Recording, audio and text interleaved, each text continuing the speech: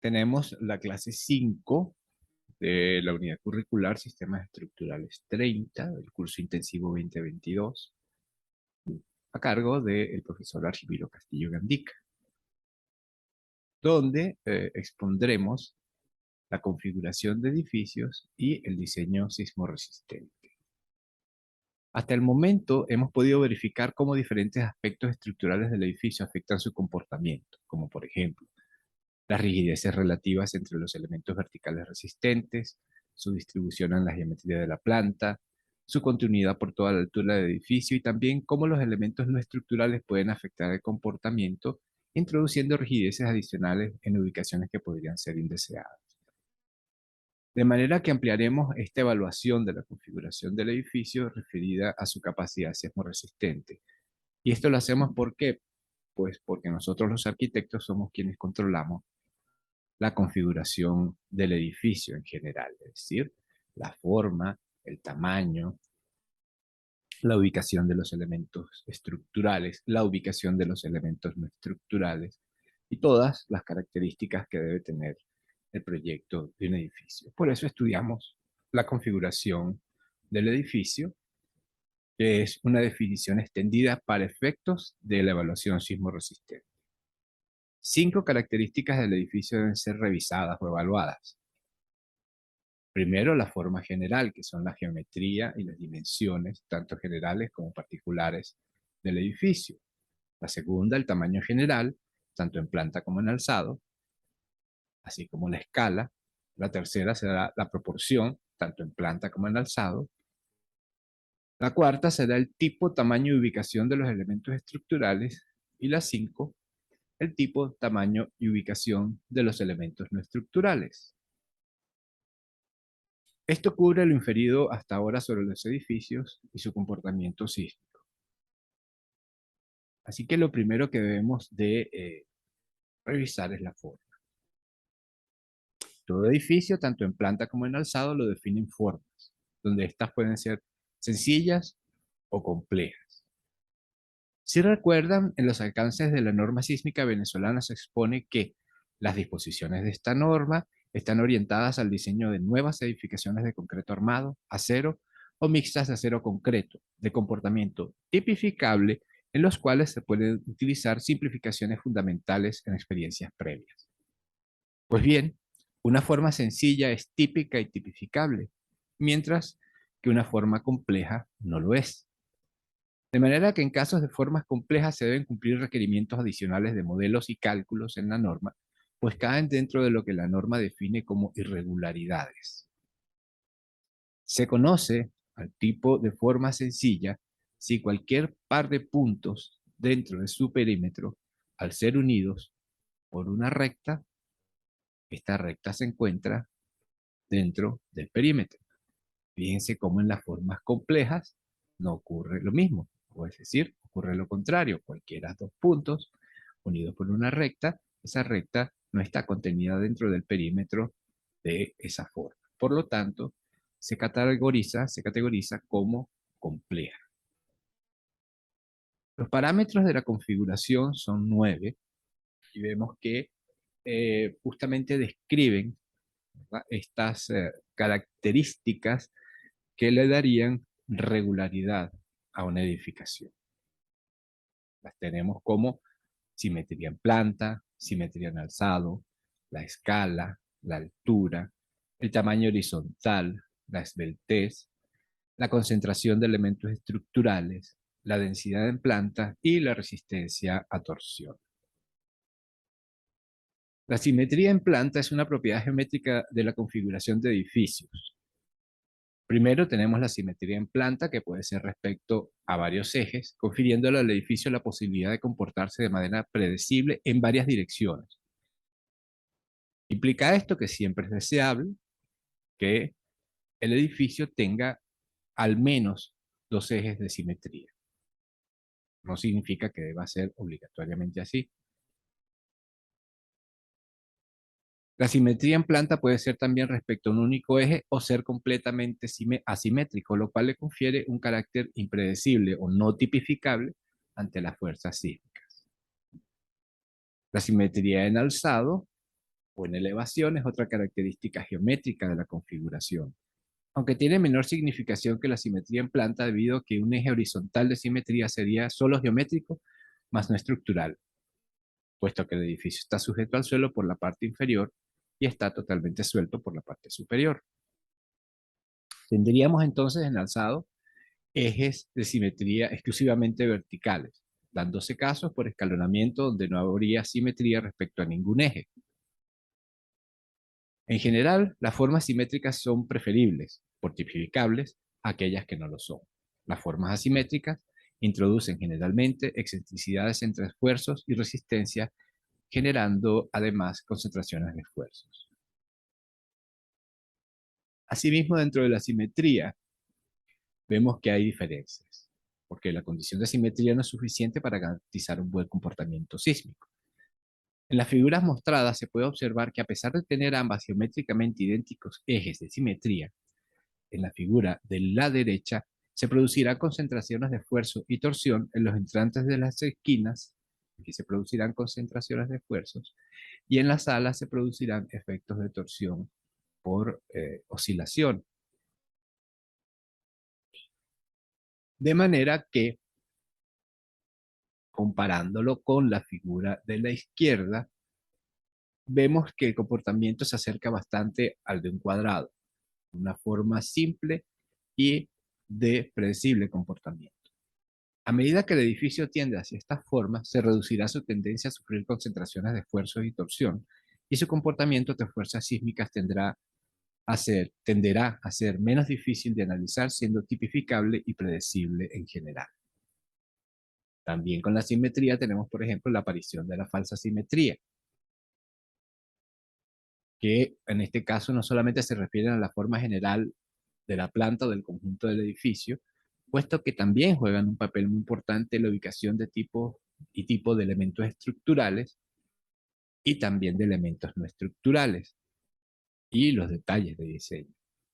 Esto es particularmente importante en aquellos edificios que se diseñan con núcleos de servicios que, como cajas conformadas por muros de cortante o pórticos rígidos, actúan como elementos de resistencia lateral muy importantes, afectando considerablemente la distribución de rigideces del edificio. A este tipo de configuración se le denomina falsa simetría. También podemos lograr simetría por partes.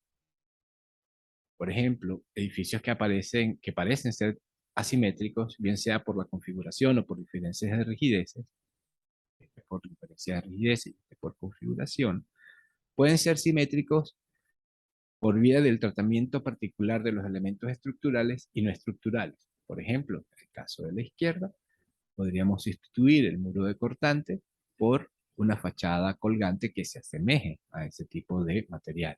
Y en el caso de una planta compleja, podríamos separarla en dos plantas simples.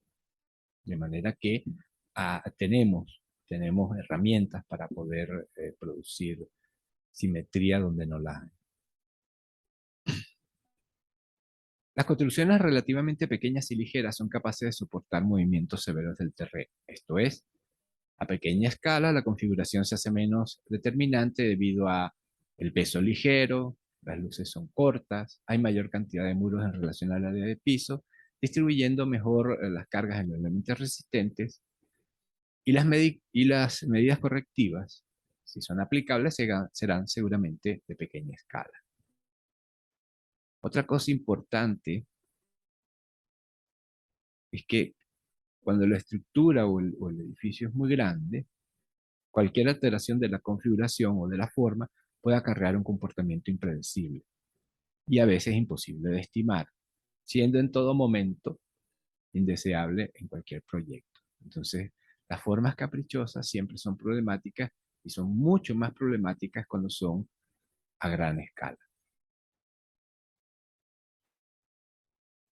La escala controla las variables de sismoresistencia. Por ejemplo, el periodo fundamental natural de oscilación de un péndulo cambia con la escala del péndulo al cambiar el tamaño de la estructura y sus componentes. Y su comportamiento estructural es muy, muy diferente. La afirmación anterior se puede verificar haciendo un ejercicio de razonamiento en cuanto a cómo debería ser el crecimiento en tamaño de seres vivos. Y al mismo tiempo, intentando mantener las características idénticas de sus funciones. En la imagen se muestra el dibujo de Galileo sobre la discusión de la escala de un hueso de animal cuyo cuerpo ha sido aumentado 3 veces, siendo necesario multiplicar el espesor por otro tanto para que pueda ejercer la misma función que el hueso original. Entonces fíjense que hay una cuestión de proporcionalidad en el cambio de escala. Un cambio de altura implica un cambio en el periodo fundamental y dependiendo de los depósitos en los suelos y su respuesta dinámica, se deben limitar características como la altura general del edificio. En esta imagen se muestra un ejemplo de ello, el Hospital de Loma Linda en California, donde la altura por norma fue limitada a 4 niveles en función de la respuesta del terreno, es decir, de cuáles eran los periodos que amplificaba el terreno. El tamaño horizontal, que es el tamaño sobre el plano del edificio, si este tamaño es muy grande, sus diferentes porciones pueden llegar a moverse asincrónicamente, produciendo esfuerzos longitudinales de tracción y compresión, y por supuesto desplazamientos horizontales adicionales. Un aumento en la longitud del edificio incrementa los esfuerzos en un piso que funciona como diafragma de distribución horizontal. La rigidez de este piso puede no ser suficiente para distribuir equitativamente las fuerzas horizontales entre los elementos resistentes verticales. En el ejemplo de esta imagen se muestra la adición de muros practicada como refuerzo sísmico en una renovación de un edificio muy largo. Este refuerzo le da mayor rigidez lateral a los diafragmas y representó un 90% del costo total de la intervención, que fue la adición de estos muros de cortante transversales para poder rigidizar el diafragma. La esbeltez o proporción en alzado. En diseño sismo resistente, las proporciones del edificio pueden ser más importantes que su tamaño absoluto. La relación de esbeltez, calculada igual que para una columna individual, es una característica de mayor importancia que su altura. A mayor esbeltez de un edificio, peores serán los efectos de volcamiento y mayores los esfuerzos sísmicos en las columnas exteriores, específicamente las fuerzas de compresión por volcamiento, las cuales podrían ser muy difíciles de manejar. En terrenos pequeños se puede dar el caso de edificaciones muy esbeltas por el aprovechamiento máximo del terreno de implantación, aunque el edificio no sea muy alto. Como ejemplo, encontramos este edificio en San Francisco, California. En estos dos ejemplos mostrados, aunque simétricos y sin esquinas entrantes ambos, y además suponiendo detalles y calidad de construcción equivalentes, hay uno que es intrínsecamente superior, como dice John Sismo Resistente. El modelo de la derecha tiene más columnas y una viga columna que comparten las cargas.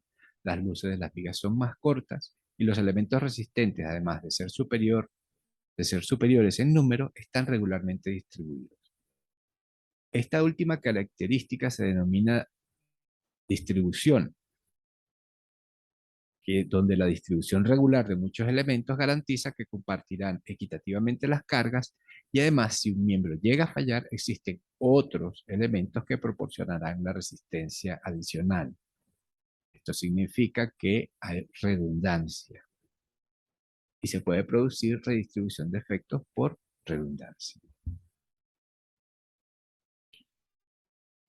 Lo opuesto a la distribución es la concentración, donde pocos, incluso un único elemento, es el encargado de resistir y transmitir las fuerzas sísmicas, como en este ejemplo de un tanque elevado de agua, donde un único apoyo es disponible, actuando entonces como un péndulo invertido.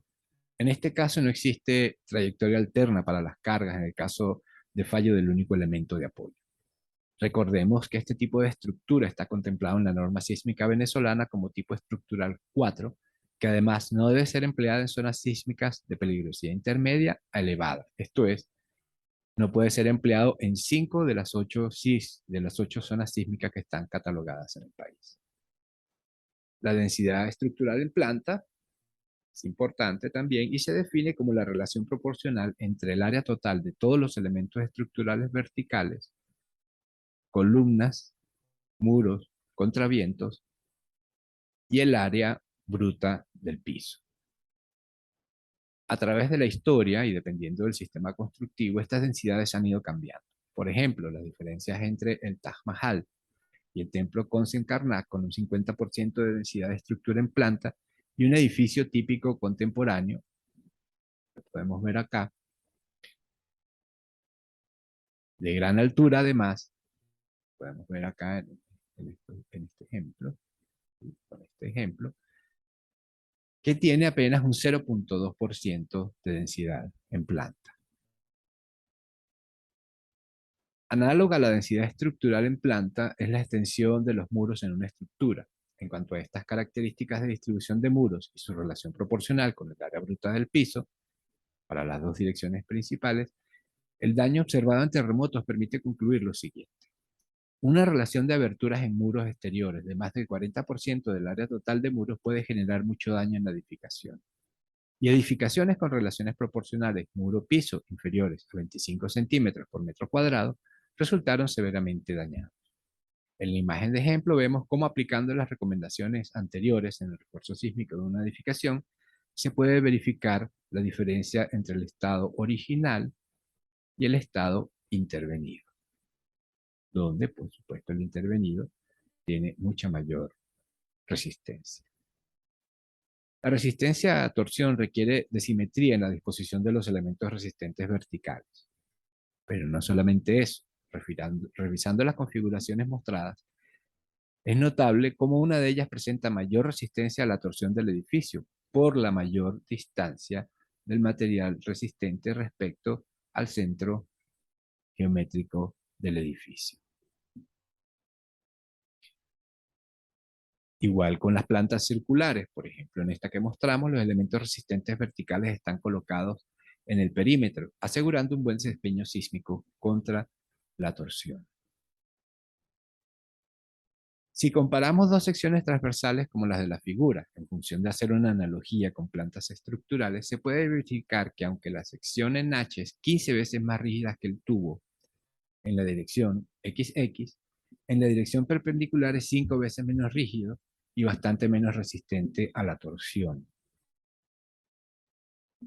Revisamos ahora unas configuraciones problemáticas, unas referidas a la planta del edificio de discontinuidad vertical, y vemos cómo las irregularidades en planta generalmente producen torsión, como lo vemos en este primer ejemplo, donde hay la aparición, ¿sí?, de dos elementos muy rígidos contra otros elementos en el perímetro que son menos rígidos.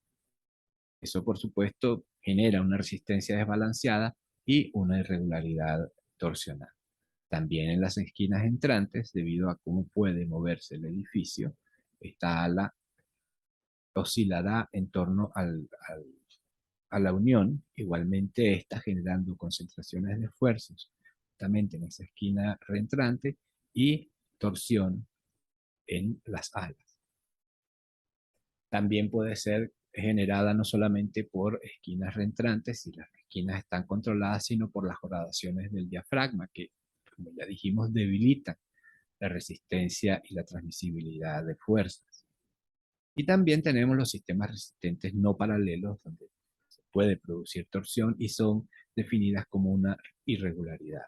Igualmente lo son la discontinuidad vertical del sistema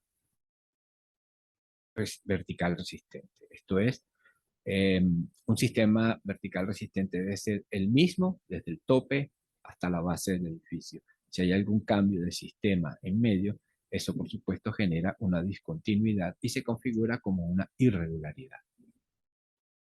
En este caso, tratamos con edificios cuyos sistemas resistentes verticales o bien son irregulares o la distribución de su masa es irregular verticalmente, generando deformaciones y esfuerzos indeseables en los edificios. Aquí vemos, por ejemplo, este primero, que hablamos de irregularidades en rigideces con planta baja blanda, es decir, las rigideces de las columnas de la planta baja son mucho menores a las rigideces de las columnas de las plantas superiores. Asimismo, suponiendo que sea regular la distribución de las rigideces en vertical del edificio, si hay una regularidad de distribución en masa o peso en el edificio, en los diferentes niveles, pues eso también configura una irregularidad. También tendríamos la irregularidad geométrica vertical, que sería una combinación en vertical de diferentes sistemas resistentes, ya hablamos de eso, y que configura, por supuesto, una irregularidad geométrica vertical. Aquí nuevamente vemos la irregularidad en el plano del sistema vertical resistente, que produce, por supuesto, concentraciones de esfuerzo, incompatibilidades incluso de deformaciones entre los diferentes sistemas verticales que se pueden acoplar. Vemos entonces cómo podemos tipificar las irregularidades, cómo podemos identificar fácilmente una irregularidad de manera que pueda ser tratada en la fase de cálculo estructural.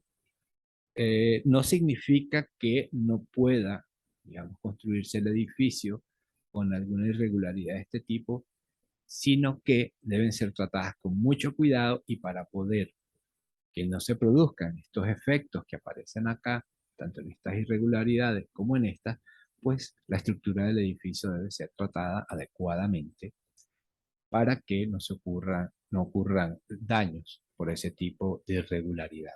Eso significa mm, más cálculo, más material, más trabajo de diseño, en fin, muchas más complicaciones para los proyectistas, tanto a nivel arquitectónico como a nivel estructural. Con esto de la configuración, pues finalmente damos una entrada a lo que sería la sismoresistencia en los edificios. Con toda esta serie de características y de parámetros que hemos revisado, podemos entonces realizar la evaluación de cualquier proyecto que hayamos diseñado o que vayamos a diseñar o que estemos diseñando, en función de que se le pueda proveer de sismoresistencia en base al trabajo de configuración sismorresistente de la edificación.